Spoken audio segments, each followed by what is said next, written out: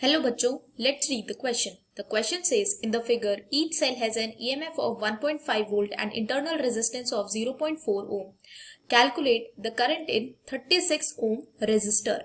तो यहाँ हमें एक सर्किट गिवन है और हमें बोला गया है कि 36 ओम रेजिस्टर पर हमें करंट फ्लो कैलकुलेट करना है। ये हमारा 36 ओम और ये बोला गया है कि जो सारी सेल्स हमारी लगी हैं यहाँ, जैसे ये सेल है यहाँ लगी हुई, सबका ईएमएफ है 1.5 वोल्ट और इंटरनल रेजिस्टेंस है 0.4 ओम्स का।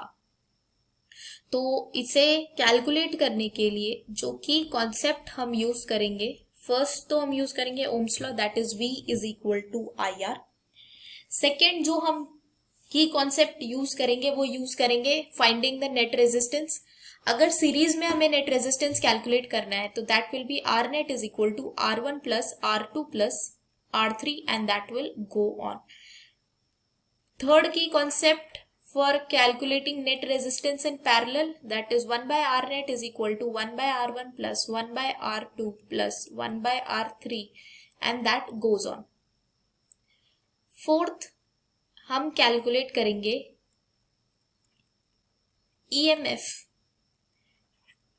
gets added on in series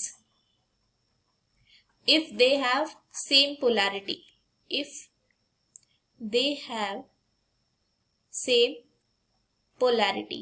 मतलब अगर EMF या सेल्स जो है सेम पोलैरिटी के साथ सीरीज में लगाए गए हैं तो उनके जो EMF है वो एड ऑन हो जाएंगे to calculate their potential difference. तो ये मेन की कॉन्सेप्ट्स हैं जो हम यूज करेंगे। और फिफ्थ एक हम यूज करेंगे KVL, जिसे बोलते हैं Kirchhoff's voltage law. Kirchhoff's voltage law में हमें ये बोला जाता है कि अगर किसी क्लोज लूप में हम सारे ही पोटेंशियल डिफरेंस का सम लिखें, सबके अक्रॉस पोटेंशियल डिफरेंस का, चाहे वो बैटरी हो चाहे वो रेजिस्टर हो, सबके अक्रॉस जो पोटेंशियल डिफरेंस होगा उनका अगर हम सम करें तो वो आएगा that will be equal to 0 for a close loop. तो ये हमें किरचॉफ्स वोल्टेज लॉ में बताया गया है। तो सबसे पहले हम नेट रेजिस्टेंस कैलकुलेट कर लेते हैं इतने पोर्शन के लिए हम नेट रेजिस्टेंस कैलकुलेट करेंगे। तो हम देख सकते हैं सारे पैरेलल में लगे हैं, तो नेट रेजिस्टेंस हो जाएगा 1 by R net is equal to 1 by 12 plus 1 by 18 plus 1 by 36। तो अगर हम इसे सॉल्व करेंगे तो जो नेट रेजिस्टेंस आएगा हमारा वो आ जाएगा 6 ओम्स का। तो 6 ओम्स का हमारा नेट रेजिस्टेंस आएगा। तो ये 1.5 वोल्ट है, यहाँ इसके साथ एक इंटरनल रेजिस्टेंस भी लगा है 0.4 ओम का।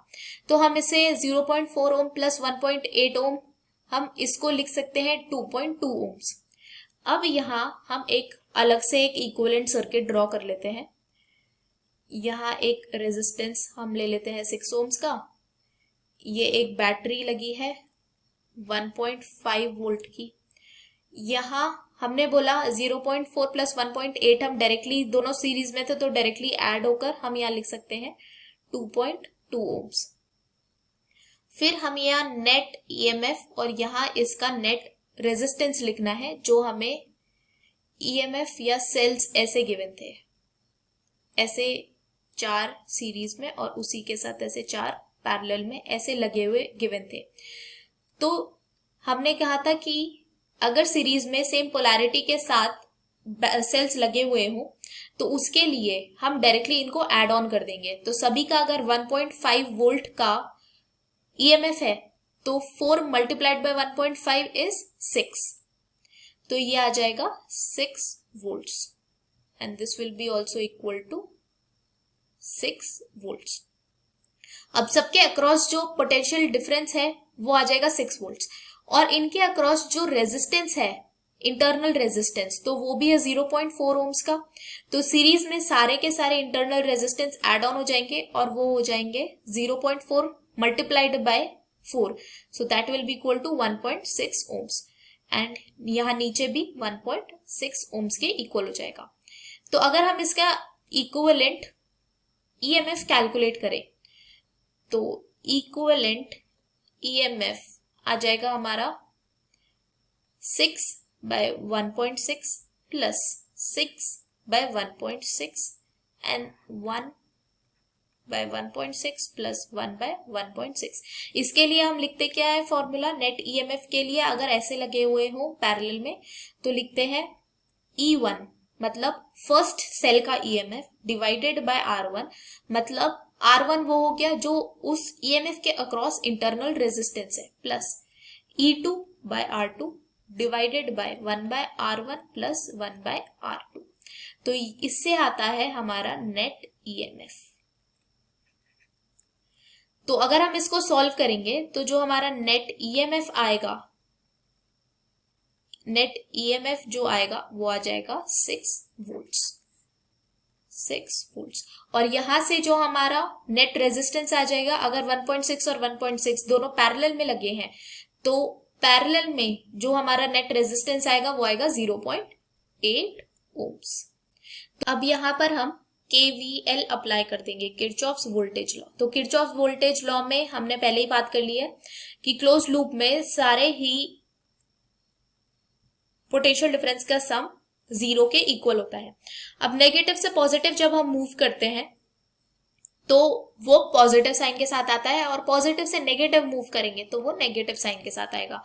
तो यहाँ है नेगेटिव, यहाँ है पॉजिटिव, तो नेगेटिव से पॉजिटिव मूव करेंगे तो यहाँ आएगा 6। फिर यहाँ पॉजिटिव से नेगेटिव तो -6i, क्योंकि V इक्वल टू IR होता है, करंट I फ्लो कर रहा है और रेजिस्टेंस 6 ओम्स का है, तो हम लिख लेंगे IR that will be equal to V। फिर यहाँ पॉजिटिव से नेगेटिव मूव कर रहे हैं तो -1.5, फिर पॉजिटिव से नेगेटिव तो ये -2.2i, फिर पॉजिटिव से नेगेटिव मूव करेंगे तो -0.8i and that will be equal to 0। अब अगर हम इसे सॉल्व करें तो जो i की वैल्यू आएगी वो आ जाएगी 4.5 divided by 9 that will be equal to 0.5 ampere. तो ये 0.5 एम्पियर का करंट फ्लो करेगा, ऐसा हमको पता चला है। जो ये I वैल्यू है पूरे सर्किट में जो करंट फ्लो कर रहा है वो करेगा 0.5 एम्पियर्स का। अब हमसे पूछा गया था कि 36 ओम के अक्रॉस कितना फ्लो करेगा। तो यहाँ हमारा जो सर्किट था वो था ऐसे 12, 18 एंड यहाँ था 36। तो अगर इसमें टोटल जो करंट फ्लो करेगा वो करेगा 0.5 एम्पियर का, तो हमसे पूछा है ये 36 के अक्रॉस कितना फ्लो करेगा। तो ये 36 के अक्रॉस अगर हमें कैलकुलेट करना है तो अब अगर हम यहाँ देखें जो करंट फ्लो कर रहा है, तो सबसे पहले ये तीनों को हम ऐसे अलग ड्रॉ कर लेते हैं। ये है 12 ओम, ये है 18 ओम एंड ये है 36 ओम। जो यहाँ टोटल करंट फ्लो कर रहा है दैट इज 0.5 एम्पियर। 0.5 एम्पियर का करंट टोटल फ्लो कर रहा है, और इनका जो नेट रेजिस्टेंस आ रहा था वो आ रहा था 6 ओम्स का, आर नेट 6 ओम्स का था। तो हम V is equal to IR लिख सकते हैं। तो इसके अक्रॉस जो पोटेंशियल डिफरेंस होगा वो हमारा कैलकुलेट हो जाएगा। तो करंट था 0.5 एम्पियर एंड नेट रेजिस्टेंस था 6 ओम्स का, तो ये हो जाएगा 3 वोल्ट्स। तो इनके अक्रॉस जो पोटेंशियल डिफरेंस है वो है 3 वोल्ट्स का। अब V is equal to IR फिर से हम अप्लाई करेंगे। V is equal to IR, potential difference अगर यहाँ 3 वोल्ट्स का है तो करंट हम कैलकुलेट कर सकते हैं अक्रॉस 36 ओम। तो करंट हो जाएगा यहाँ से 3/36, so that will be equal to 1/12। तो जो यहाँ से करंट की वैल्यू आ जाएगी in 36 ohm resistor that will be equal to 1/12 ampere. 1/12 ampere. I hope you understood this well. Thank you so much. All the best.